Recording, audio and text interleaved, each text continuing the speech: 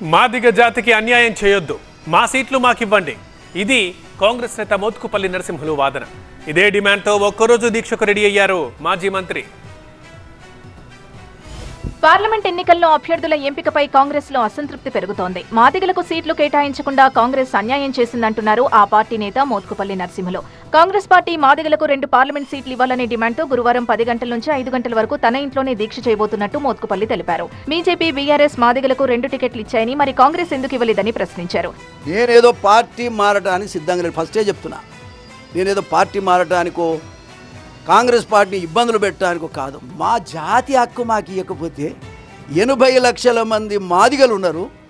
80 లక్షల మంది మాదిగలు ఉన్నటువంటి మాదిగలు నిన్ను గెలిపించి అధికారంలో కూర్చుండబెడితే ఆ మాదిగల్ని అన్టచబుల్స్గా పక్కన పెట్టి, అంటరానులలాగా పక్కన పెట్టి వాళ్ళ సీట్లు ఇవ్వకుండా అవతలి పార్టీ వాళ్ళు బీజేపీ 2 ఇచ్చింది, అదేవిధంగా బీఆర్ఎస్ పార్టీ కూడా 2 ఇచ్చింది. మరి మనకేం పుట్టింది? తెలంగాణలో 14 సీట్లు గెలుచుకుంటామని చెబుతున్న కాంగ్రెస్ మాదిగలకు సీట్లు ఇవ్వలేదని జరుగుతున్న ప్రచారానికి ఏ రకంగా ఫుల్ స్టాప్ పెడుతుందన్న అంశం ఆసక్తికరంగా మారింది.